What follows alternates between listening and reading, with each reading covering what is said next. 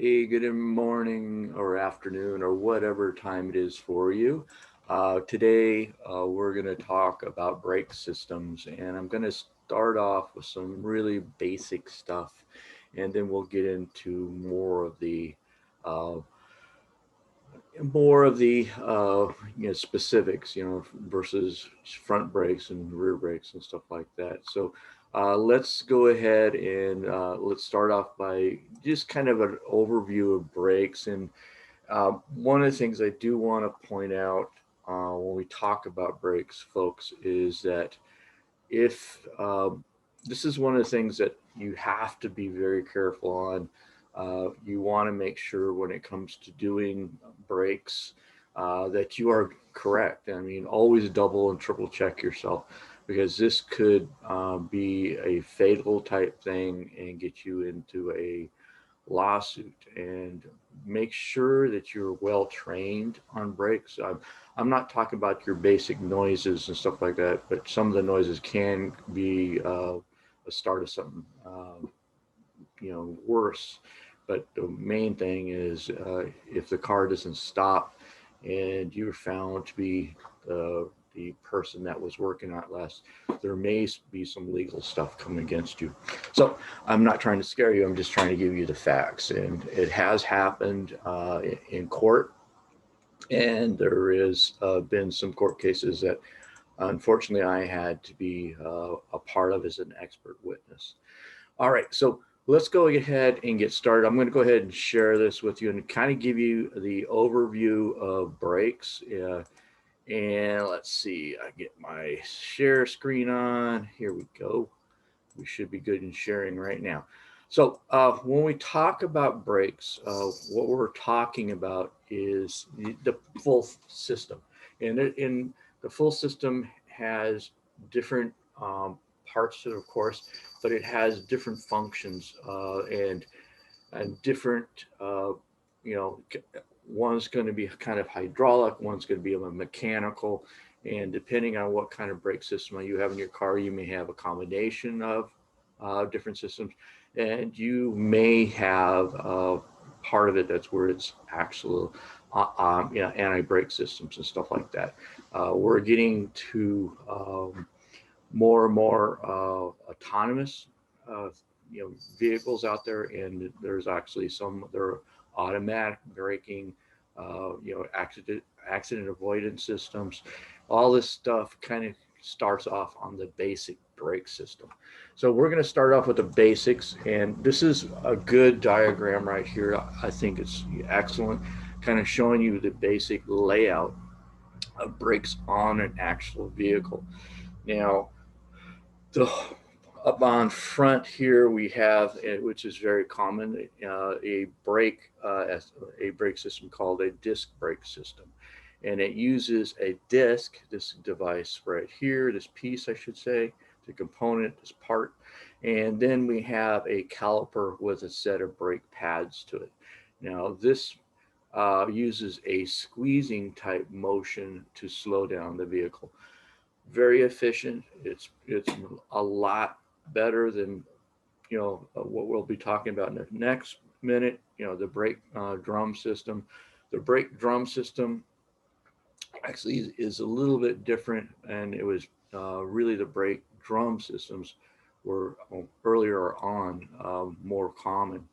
We've pretty much gone to most of the vehicles are going to be all around disc brakes, but I want to talk about both. The first early on brake systems, even before this, were actually kind of almost like a stick with a piece of leather, and it kind of rode against the wheel and it stopped. And this is we're talking back in the old buggy days and stuff like that. So you don't have to worry about that kind of stuff. Uh, the oldest brake system I ever seen, and it's really illegal in the state of California. It was an old cable driven one. Yeah, they had a set of cables that went from one side to another, and you pulled on a lever, and that slowed down things. It was very very crude, but this is I seen one that came into my grandfather's shop. My grandfather got all excited about it because he remembers working on them. All right, so So this kind of gives you the basic, and then we have what we call a hydraulic system to it. So this is where you're going to have brake fluid, you're going to have a master cylinder, you're going to have a power booster or a vacuum booster assist, hydraulic assist, and then you're going to have brake lines going to each one of the different wheels. Now, this is more on the drum system. And on the drum brake system, they have a drum that actually goes around here, and it doesn't really show it, but there's a drum that comes around here. And then there's a set of shoes, and these shoes have a lining to them that actually applies to the drum, and it kind of pushes out to actually apply the brakes. And that's all done through hydraulics, which we'll talk about more deeply in a bit.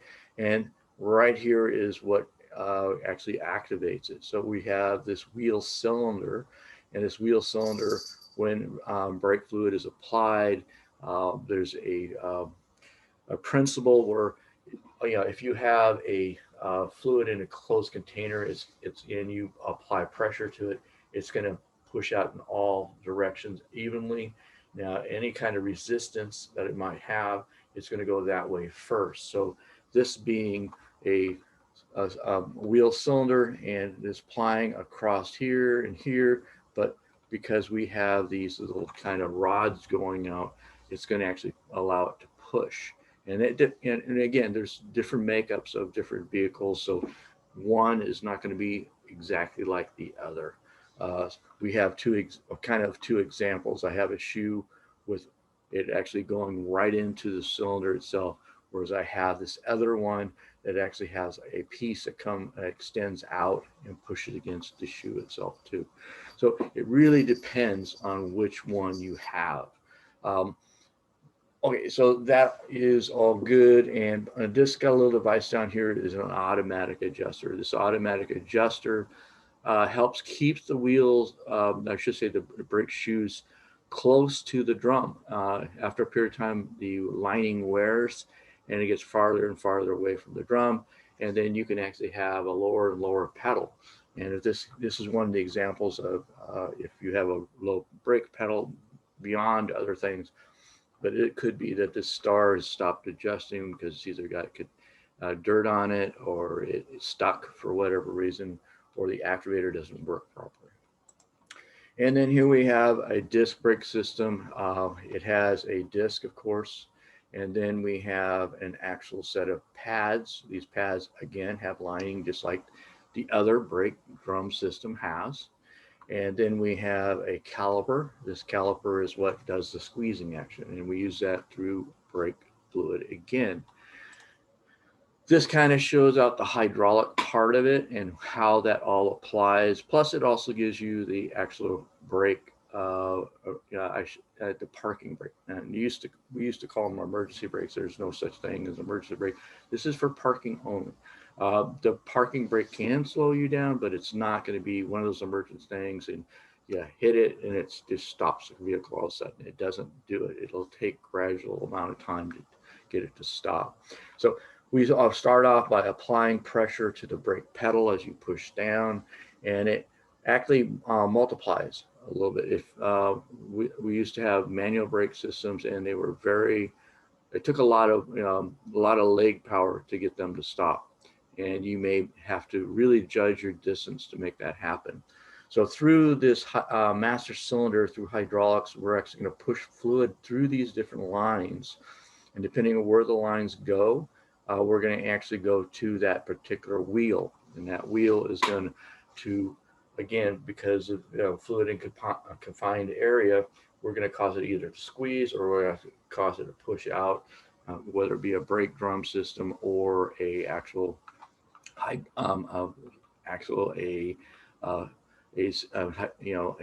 should say a drum system or an actual disc system. So here we have a part of a drum system.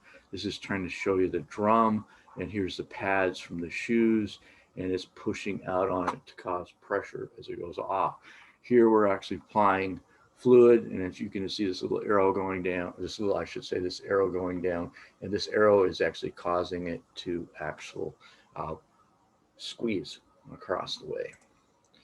Always be aware of warning lights. There's a bulb check really off when you start off the car. You might see the brake light come on for a second.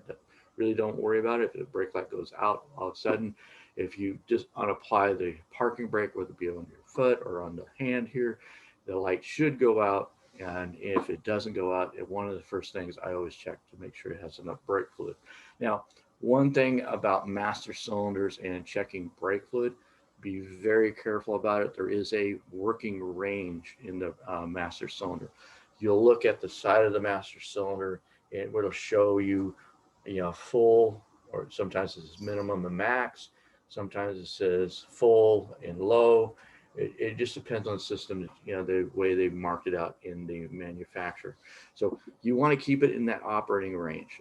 If you put too much in it, one of the things about fluids, as it heats up, which brake fluid does get very, very hot, it expands. And when it expands, then it actually can push all directions again. And you may have brake supply. When you're driving down the street, you've driven it for a little bit, you applied the brakes a few times, and then all of a sudden you hit that, or you don't even hit the brakes, and all of a sudden the brakes lock up, and you're going, "Whoa, what happened?" And it will be very abruptly a lot of times. Sometimes it's slowly, but sometimes it can be very abrupt. It automatically blocks the brakes up, and you can't even move the actual brake of the car at all. So this is something to really pay attention to. ABS, you should, sometimes you have a light on the dash that says ABS. This is a warning light. This warning light is different colors sometimes. Sometimes they're amber, sometimes they're red. And you want to make sure if it is on, that you take it and get it taken care of as soon as possible. It's actually, instead of being allowed to have and, and and allowing it not to lock up the brakes when you might need it in critical times when you're slamming on the brakes, which that's a whole different subject on ABS. But basically, in a nutshell, is there's a computer that actually helps you from skidding, and kind of keep that. And when you lose traction, that can actually cause the actual vehicle come out of control, and you can cause more damage. Whereas with the ABS, you can actually stop in a shorter distance and more of a straight line. So almost every car has ABS unless you've got an older car. So just if you have the ABS light on, I'm just asking you to have it addressed as soon as possible. And we always look at the way the pedals are hung on the actual brake system, and then also on accelerator pedals. And just again, talking about how the ABS system, there's actual computer. Like I said before, this is a brake module, and it's actually a mini computer. And has a hydraulic module that actually helps apply the brakes and unapply the brakes when you get into those critical moments. Again, you'll be talking a lot more about this when you get into your brakes class. This is where we go really deep into it. In this class, we kind of do an overview and give you kind of the basics on the brake system.